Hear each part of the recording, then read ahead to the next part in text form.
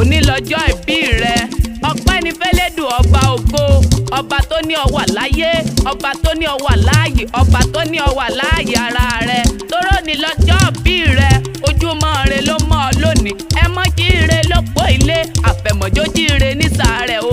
Opeyemi bá ti jíire lónìí, àbùsébùsé Abọ́sẹ̀dé o. Beauty Gold ìwọ ni mò ń ké sí.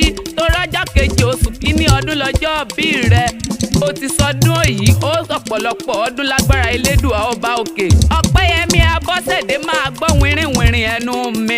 Ṣébí ìwọ lọmọ wọn nílẹ̀ Olújì? Ilẹ̀ Olújì ò jẹ̀fọ̀n yé jáwérí. Ọmọ Olújì bàlà kò jẹ̀fọ̀n. Ọmọ yé Àtìbà, ọmọ aláǹgó àjílùgbọ̀n ní ṣọ́ọ̀ṣì. Opeyemi ilẹ̀ Olújì dánilé bàbá tó bí ọlọ́mọ. Ó ti sọdún yìí, ó tẹ̀mí lágbára Elédùà ọba ògo. Àṣeyí sàmọ́dún, àsàmọ́dún tẹ̀mí lágbára ọba mi Elédùmarè. Ọdọọdún là ń rórógbó, ọdọọdún là ń ráwùsà, ọdọọdún là ń rọ́mọ obì lórí àtẹ. Ọdọọdún báyìí ní sápórúwé Opeyemi, ọdọọdún là ó mọ̀ rí ọ lágbára ọba mi Èdùà òkè. Wá gbọ́ o, Beauty Gold máa gbóhùn ẹnu mi. Gbogbo group Let's Keep Us Together ló ní ìmọ̀ kí ọ. Wọ́n ní ìmọ̀ sí ọ pẹ̀lẹ́, wọ́n ní ìmọ̀ kí ọ pé òkú ọdún òní. Gbogbo wọn pátápátá látorílẹ̀-èdè Libya náà ní ìmọ̀ kí ọ. Akóredé ní ìmọ̀ kí ọ.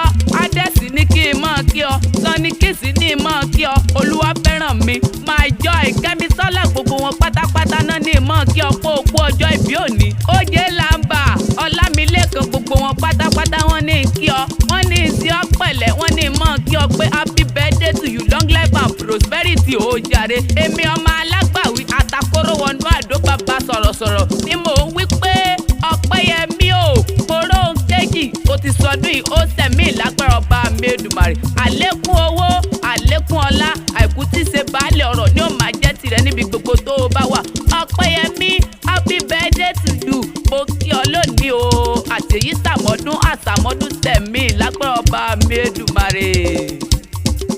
Opeyemi Morohunkeji o, ọlọ́jọ́ ìbí o, òkú ọdún.